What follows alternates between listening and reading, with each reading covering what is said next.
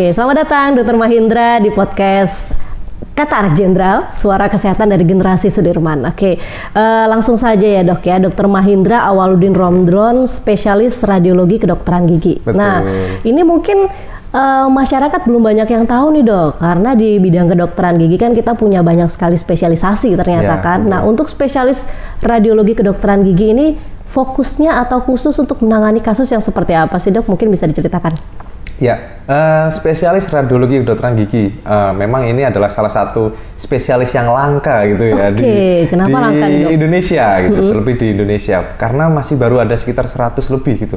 Belum sampai 200 mungkin, belum sampai 200 gitu. Jadi se-Indonesia hanya ada sedikit gitu.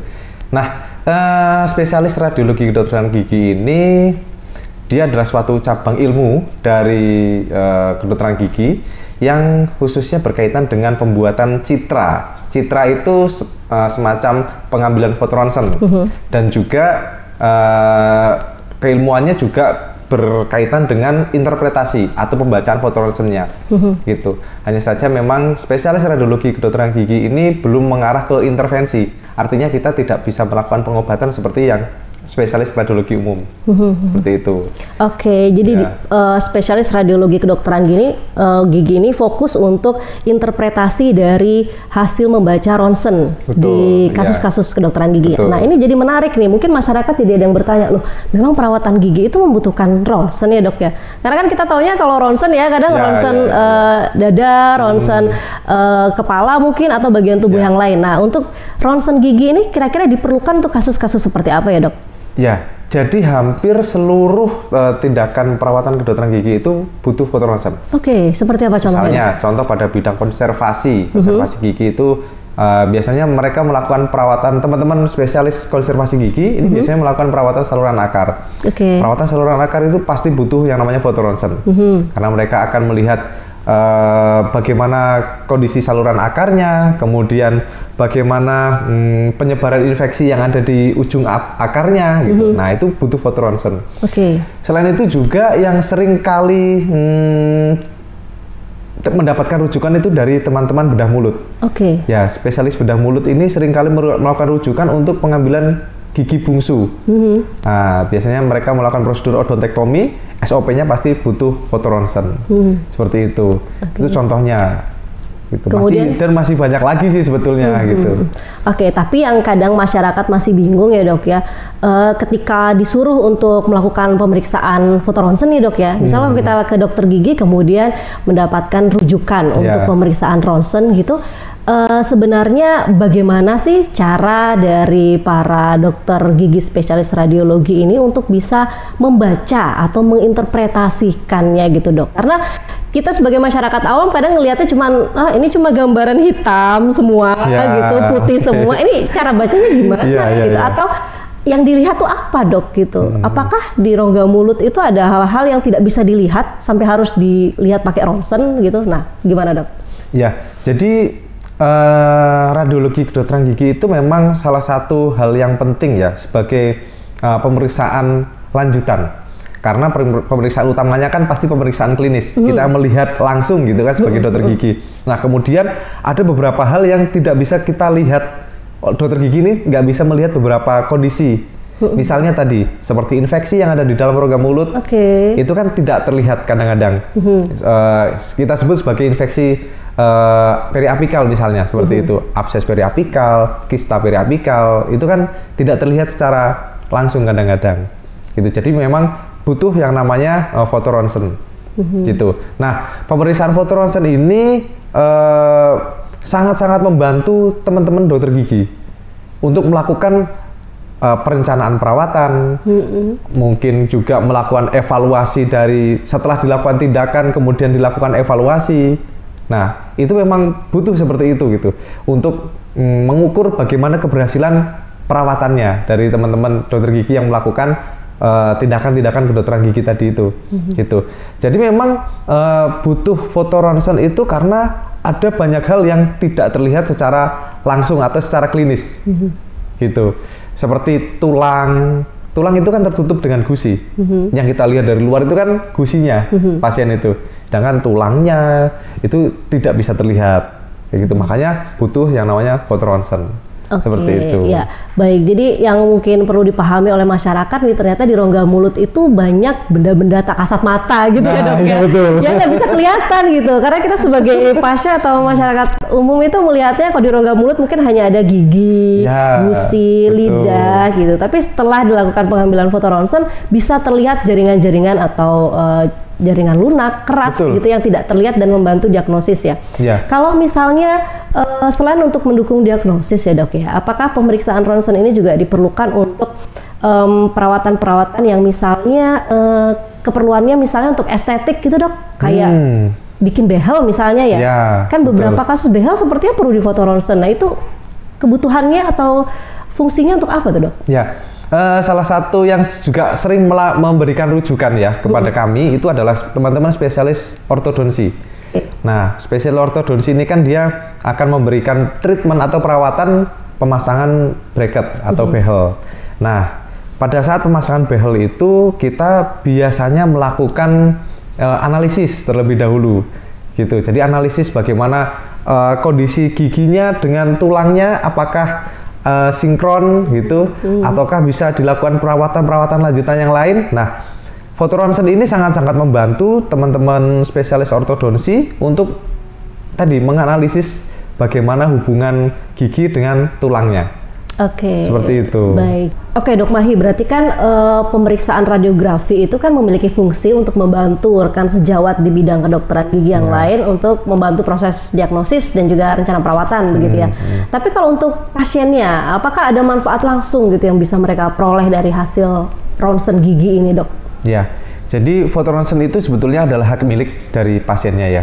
Jadi seorang dokter gigi itu sebetulnya hanya bertugas untuk membaca dari hasil foto ronsennya, tetapi berkasnya kepemilikannya dimiliki oleh pasiennya, sebetulnya seperti itu.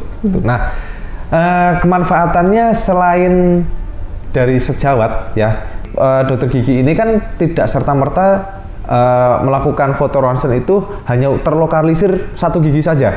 Itu memang ada beberapa tipe foto ronsen yang seperti itu gitu. Tapi kalau misalkan untuk gigi bungsu yang sakit, itu biasanya SOP-nya kita dokter gigi itu sudah akan mengarahkan langsung untuk foto ronsen panoramik. Nah, foto ronsen panoramik ini dia mempunyai lapang pandang yang luas. Jadi rahang atasnya terlihat, rahang bawahnya terlihat, sampai ke sendi rahangnya juga terlihat gitu. Jadi kalau misalkan pasien hanya mengeluhkan gigi kanan atasnya kerasa sakit, itu tuh nanti kalau misalkan ada masalah yang lain yang tidak dikeluhkan pasien, itu tuh akan terlihat gitu. Seperti contoh, misalkan pasien itu ada tadi keluhannya di gigi bungsu, tetapi ketika di foto ronsen ya, di foto ronsen itu nanti mungkin saja akan terlihat area sinusnya.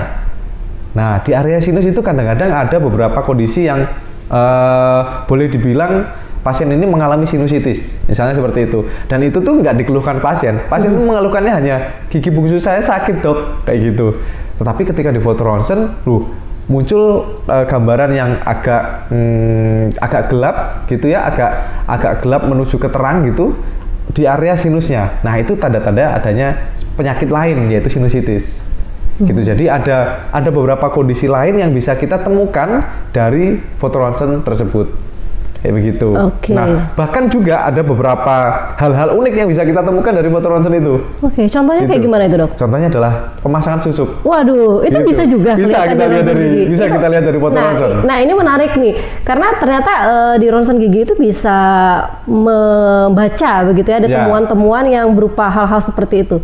Nah, ini berarti menarik ya dok ya, berarti dari hasil foto ronsen tersebut bisa terlihat hal-hal yang tadi disebutkan oleh dokter Mahi ya. Ternyata susuk juga bisa kelihatan di situ. Nah, itu bisa diceritakan nggak dok? Kenapa sih kok yang benda-benda seperti itu juga bisa terlihat di ronsen gigi itu? Ya, kadang-kadang spesialis radiologi kedokteran gigi itu menemukan hal-hal unik gitu di rongga mulut pasien ya gitu, yang tidak bisa terlihat secara langsung. Contohnya tadi yang kayak susuk kayak gitu.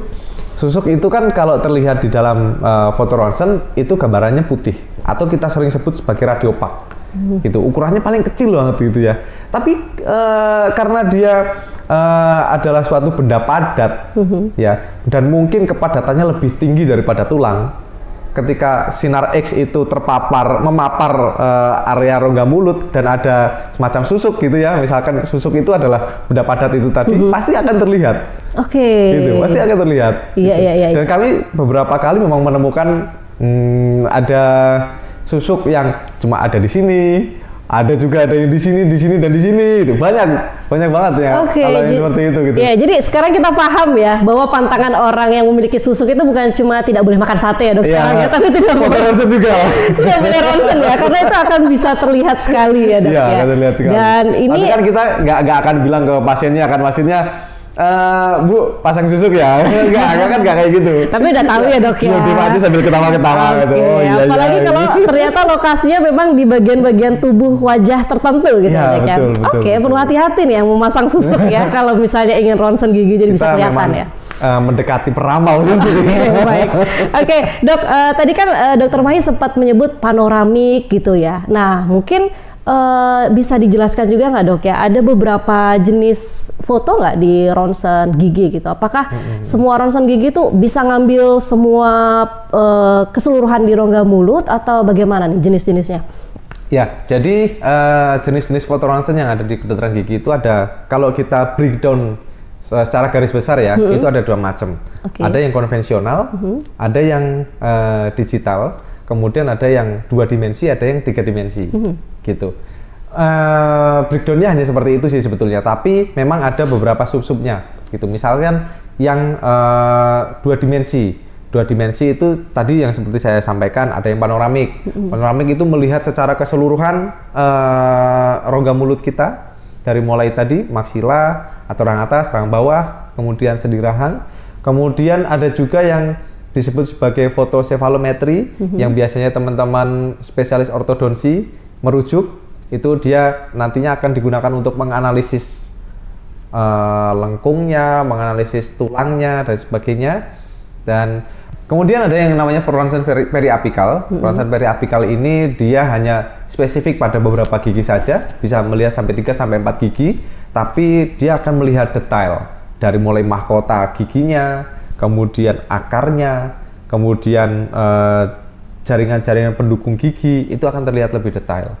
Kemudian ada juga yang foto bite wing. Bite wing itu dia juga 2 dimensi, 2 dimensinya intraoral di dalam rongga mulut, jadi dia akan melihat beberapa gigi tapi tidak bisa sedetail periapikal. Ada juga yang film oklusal, itu hanya melihat bagian oklusal atau dataran giginya saja. Nah, itu biasanya teman-teman dari bedah mulut. Itu dia ingin melihat posisi mahkotanya ada di mana. Apakah lebih ke pipi ataukah lebih ke arah lidah gitu. Nah, itu ada yang seperti itu. Kemudian yang selanjutnya ada yang foto ronsen 3 dimensi. Nah, kalau yang 3 dimensi ini memang selalu berkembang ya. Sampai sekarang kita sebut sebagai 3 dimensi ini kita sebut sebagai computed tomography atau CBCT. Gitu. Jadi kalau CBCT ini yang namanya 3 dimensi ya, itu kita bisa melihat secara keseluruhan, dan 3 dimensinya ini seakan-akan merekonstruksi kepala kita. Seperti itu. Ya, jadi gitu. Teknologi yang terbaru itu yang 3 dimensi. 3 dimensi itu tadi ya dok ya. Dan kalau misalnya tadi dari penjelasannya Dr. Mahendra, sepertinya setiap jenis foto radiografi itu menyesuaikan dengan kebutuhan diagnosis dan rencana perawatan ya. Artinya kalau misalnya dibutuhkan foto ronsen yang mungkin hanya beberapa gigi, bisa menggunakan pilihan yang radiografi periapikal dan seterusnya gitu ya.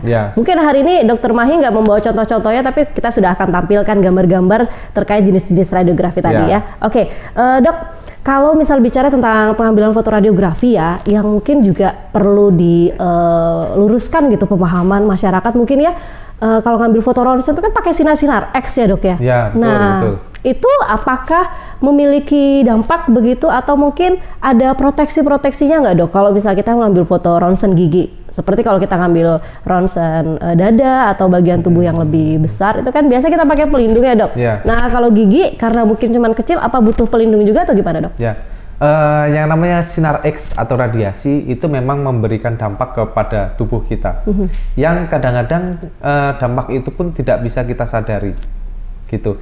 Jadi bisa saja ada beberapa orang yang boleh dikatakan dia sensitif dengan sinar X, jadi akan mengakibatkan perubahan atau mutasi genetik, bisa saja terjadi seperti itu gitu. Makanya kita perlu yang namanya proteksi radiasi gitu. Penggunaan proteksi radiasi ini salah satunya yang menggunakan apron. Apron itu isinya timbal atau PB, dia menyerap sinar X-nya gitu. Jadi biasanya apron itu kita pakai dari pundak sini sampai ke bawah biasanya, dan melindungi organ-organ vital kita gitu. Selain itu juga ada apron yang untuk leher atau kita sebut sebagai thyroid collar. Nah, itu juga akan melindungi area sensitif kita di area leher begitu. Makanya memang kita itu nggak boleh bermain-main dengan sinar X ya sebetulnya ya gitu, karena sinar X yang dihasilkan itu memiliki efek-efek yang tidak bisa kita prediksi itu tadi. Seperti itu. Baik, tapi walaupun mungkin ada sedikit dampaknya, tapi tentunya yang digunakan untuk fotoronsen gigi ini sudah sesuai dosisnya dengan kebutuhan ya dok ya, sehingga pastinya tidak menimbulkan kerugian apapun kepada pasien ya, karena dosisnya sudah disesuaikan dan juga sudah diberikan proteksi semaksimal mungkin. Ada nggak kondisi-kondisi khusus dari pasien gitu dok, yang mungkin perlu menghindari pengambilan fotoronsen? Ada beberapa kondisi khusus pasien ya, terlebih pada pasien-pasien pasien wanita yang hamil. Oke, berarti kalau hamil nggak boleh fotoronsen atau gimana dok? Ya, jadi kalau misalkan pada wanita-wanita hamil itu memang kalau dari beberapa literatur ya, dari beberapa literatur itu ada yang tidak memperbolehkan, ada juga yang memperbolehkan gitu. Nah, dari beberapa literatur itu sendiri, kalau saya boleh mengambil kesimpulan terbanyak adalah sebaiknya ditunda terlebih dahulu untuk pengambilan fotoronsen gitu, karena tadi ada efek sinar X yang bisa diterima oleh pasien tersebut walaupun kita sudah menggunakan proteksi radiasinya seperti itu. Jadi memang kita perlu waspada untuk itu, untuk pasien-pasien yang hamil khususnya gitu. Tetapi kita perlu menilai, seorang radiologis itu harus menilai manfaat mana yang diperolehnya lebih besar. Ketika tidak dilakukan fotoronsen, apakah nantinya akan berdampak lanjut pada pasiennya, misalnya jadi mendapatkan kerugian, pasiennya akan sakit terus-menerus, tidak bisa dilakukan tindakan dan sebagainya, ataukah kalau misalkan tidak di fotoronsen tuh ya sudah ditunda sampai setelah melahirkan tuh nggak apa-apa. Nah itu tuh harus menilai, seorang radiologis itu harus menilai itu seperti itu. Jadi memang kalau misalnya memang dia sangat-sangat dibutuhkan untuk fotoronsen, ya kita lakukan fotoronsen dengan proteksi radiasi yang benar-benar harus melindungi gitu. Tapi kalau misalnya itu bisa ditunda saja. Oke, baik. Gitu. Berarti tidak perlu khawatir gitu ya untuk pasien-pasien ibu hamil yang memang membutuhkan perawatan atau pemeriksaan radiografi ini, dikala memang membutuhkan dan perlu mendapatkan fotoronsen, kita bisa mempertimbangkan itu tentunya dengan proteksi yang maksimal gitu ya. Ya, tapi memang harus ada penilaian dari radiologisnya yang memutuskan. Gitu. Oke, siap. Oke. Ada kondisi lain dok selain ibu hamil mungkin yang perlu diwaspadai untuk pengambilan fotoronsen? Ada juga pada pasien-pasien yang dia mendapatkan kemoterapi atau radioterapi gitu. Nah itu juga perlu kewaspadaan juga ya, karena kan dia sudah menerima radiasi yang cukup banyak gitu. Tetapi kalau misalkan fotoronsen yang khususnya pada dental itu memang dosisnya kecil. Berbeda dengan kalau misalkan yang tadi 3 dimensi ya. Kalau yang 3 dimensi itu kan dosisnya besar. Jadi itu memang kita perlu waspada. Seperti itu. Oke, terima kasih Dr. Mahendra untuk penjelasannya. Terima kasih juga sudah mampir di podcast Kata Anak Jenderal. Tadi sudah memberikan banyak sekali pengetahuan tentang radiologi kedokteran gigi gitu. Mudah-mudahan masyarakat jadi lebih paham gitu tentang apa sih manfaat dari kita melakukan fotoronsen di kedokteran gigi. Oke, kita ketemu lagi di podcast Kata Anak Jenderal.